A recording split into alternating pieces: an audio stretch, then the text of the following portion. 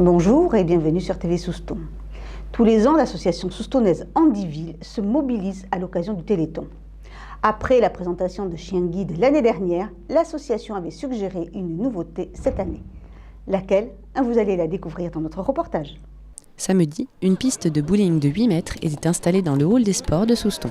Alors c'est une piste dont je me sers pratiquement, je veux dire presque tous les jours. Et puisque je vais dans les centres, pour faire jouer un petit peu ceux qui ne peuvent pas se déplacer. Alors du tout petit jusqu'au plus grand évidemment. Et donc là, cette piste-là, je l'ai conçue à cette matière-là, de façon à pouvoir aller dans n'importe quelle salle. Cette année, pour la première fois à Souston, le Téléthon proposait du bowling adapté. C'était une idée qu'on avait déjà un peu l'année dernière, qu'on a concrétisée cette année pour le Téléthon, puisqu'on a fait connaissance de Monsieur Langlois l'année dernière et que donc on a été séduit par cette idée de bowling adapté pour, je dirais, tous les handicaps. Et donc on a proposé à Monsieur Langlois de cette année faire cette activité au Téléthon de Souston et voilà. Une journée bowling avec un tournoi ouvert à tous. Ça leur fait plaisir, ils se défoulent un petit peu et ça leur change de leur quotidien.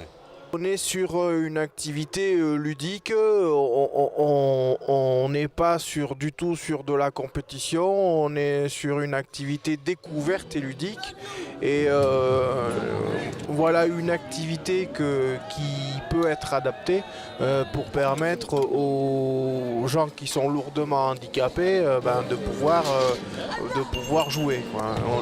On n'est pas dans une activité handisport de compétition. Voilà. Pas de compétition, plutôt du plaisir et de l'initiation.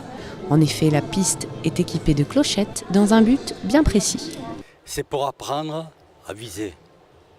Principalement, je l'avais conçu pour les aveugles et les malvoyants. Parce que chaque clochette a un ton différent. Alors ils savent s'ils sont à droite, s'ils sont à gauche, s'ils sont au milieu. Et également, ça, on s'en sert aussi là, pour les jeunes. Pour leur apprendre à guider leur boule. Tous les participants ont pu repartir avec un diplôme. Il ne reste plus qu'à développer le partenariat et pourquoi pas faire des tournois régulièrement. Voilà, cette édition est maintenant terminée. Je vous souhaite de passer une très bonne semaine en attendant de vous retrouver mercredi prochain pour un nouveau journal de TV Souston.